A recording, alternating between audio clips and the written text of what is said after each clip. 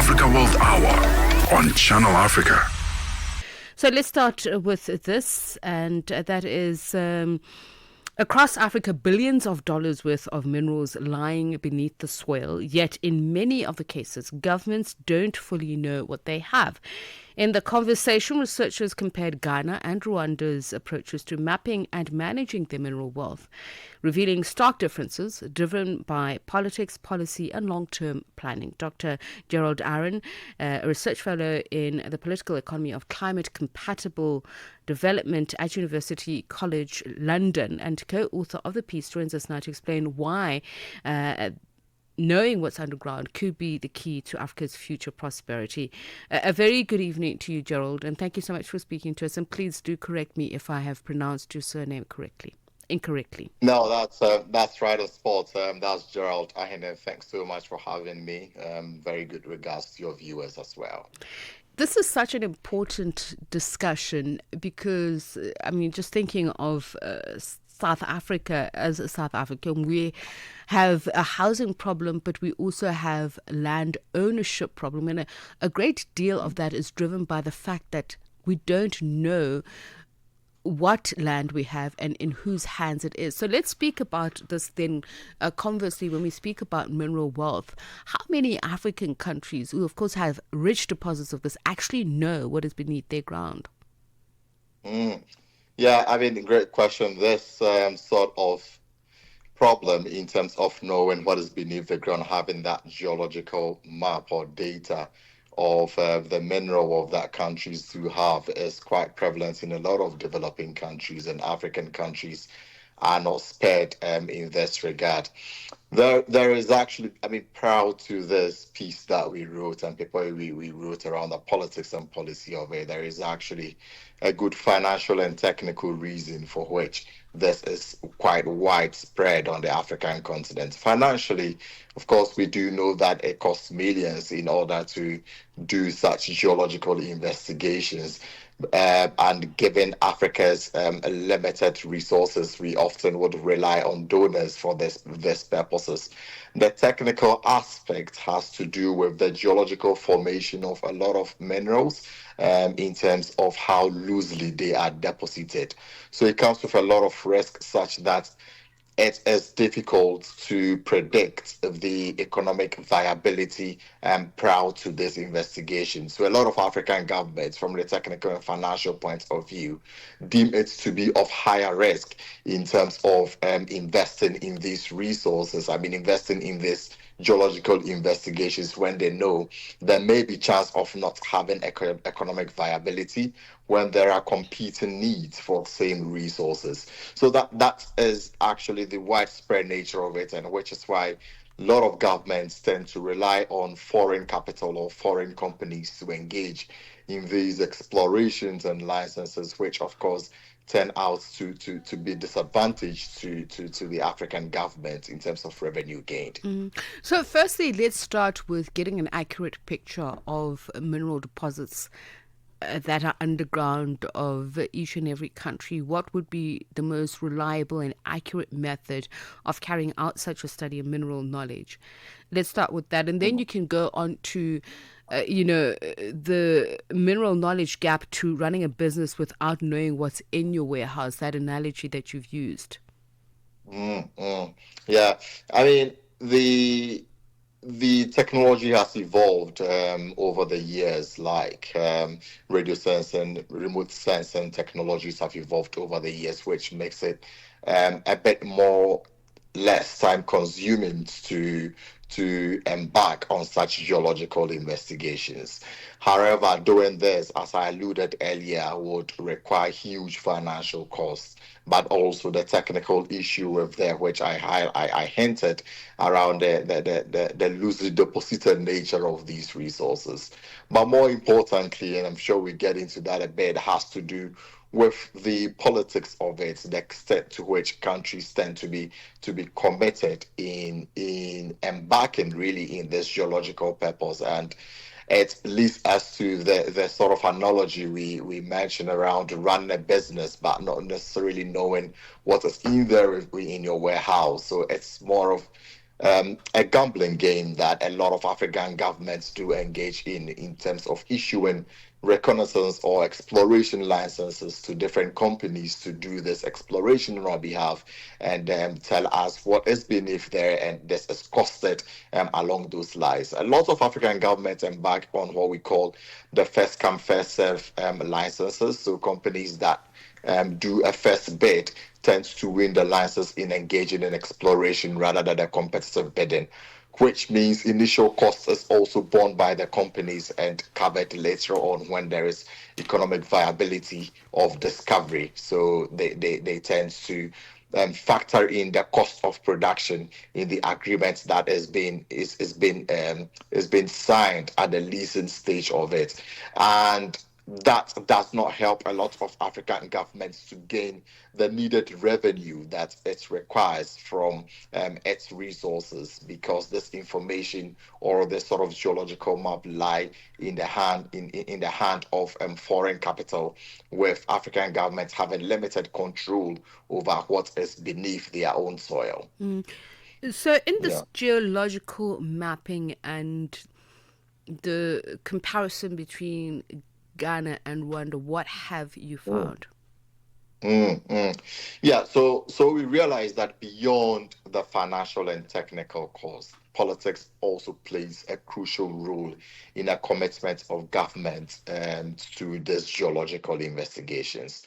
So in the case of Ghana, the nature of the political system since 1992 has been one that we call competitive clientelism, which I mean competitive settlements, I should say, which means there is regular turnover of political administrations, mainly between the New Patriotic Party (NPP) and the National Democratic Congress (the NDC). The short-term turnover, which is usually between 4 to 8 years, simply means that governments tend to be committed to projects that have got short-term manifestations that would also gain them some form of electoral imperative. However, ventures like geological investigations take time, like almost a decade.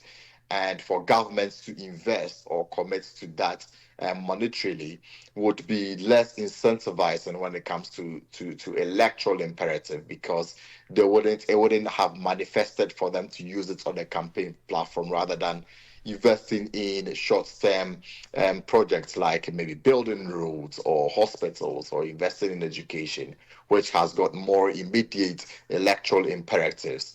So as a result, is a lot of successive governments, Ghanaian governments, do have some form of reluctance in committing to these geological investigations. However, in Rwanda, since the post-genocide since 1994, the RPF, the Rwanda Patriotic Front party, has got some form of long-term horizon and higher implementation capacity, which means it's got some form of potential to commit to some geological investigations. However, we also realize that despite the Rwandan government having that capacity, there is competing interest with its interest and conflicting minerals from DRC, where it relies on some form of minerals from there. Of course, there is some form of protection for the Tutsis in there as well. But with the RPF having that long-term goal of self-reliance, there is that form of commitment to know some form of geological data in its own domestic mineral sector. So in the past decade, there have been some substantial investments in there, of course, with the help of some donor countries like Canada and UK to invest in some geological mapping. However, the country still has got some limited capacity in undertaking this on its own. So essentially, we realize that politics plays a crucial role in terms of the ideas and interests of ruling elites in deciding the extent to which they get committed to these geological investigations. Now, let's move on to, you know, mining policies and Yeah. how the route taken by countries. You speak about competitive politics in in Ghana, but more strategic thinking in Rwanda. How those affected, but most importantly, also speak to us about climate compatible development, how that's also thrown into the mix.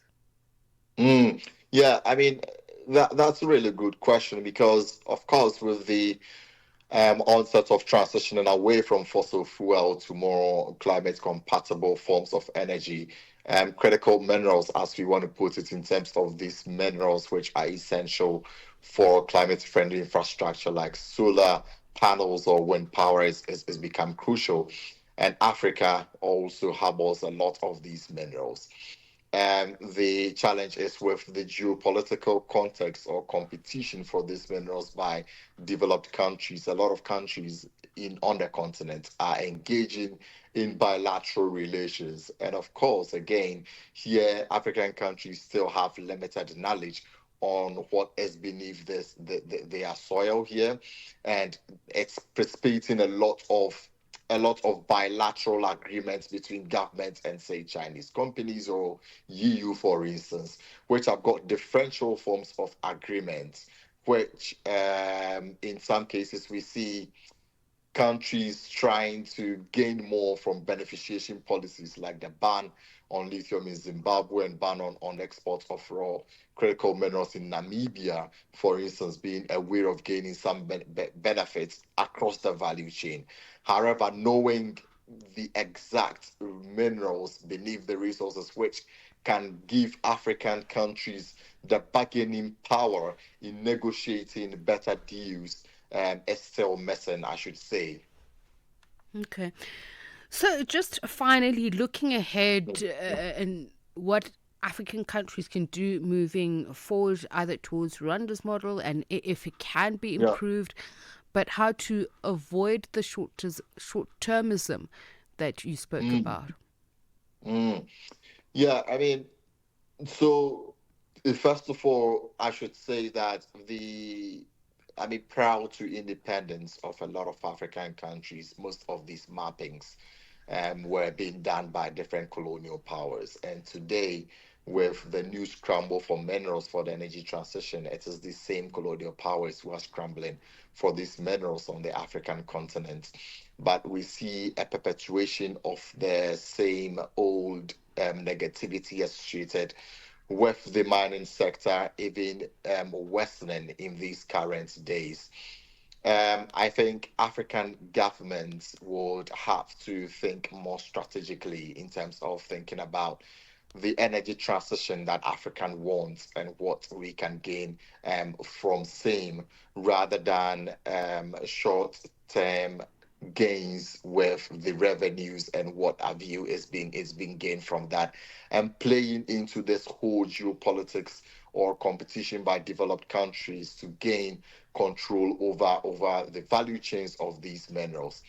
One key advantage which African countries strategically can make use of is continental, but also regional cooperation. The AFTA, the African Free Trade Continental Agreement, is one such way that African countries can leverage on in order to have higher bargaining power across this value chain. Otherwise, we continue being the periphery in the global value chain. All right. Thank you so much for speaking to us. I much appreciated your time, your insights, valuable information there. Dr. Gerald Arhin, Research Fellow in the Political Economy of a Climate Compatible Development at University College London, speaking to us about that recent article that he penned in The Conversation, comparing Ghana and Rwanda's approaches to understanding their mineral wealth, but also just speaking about what African countries in general can do in terms of geological mapping to ensure that its citizens benefit largely from this. And of course, how to work smarter in terms of their mining industries.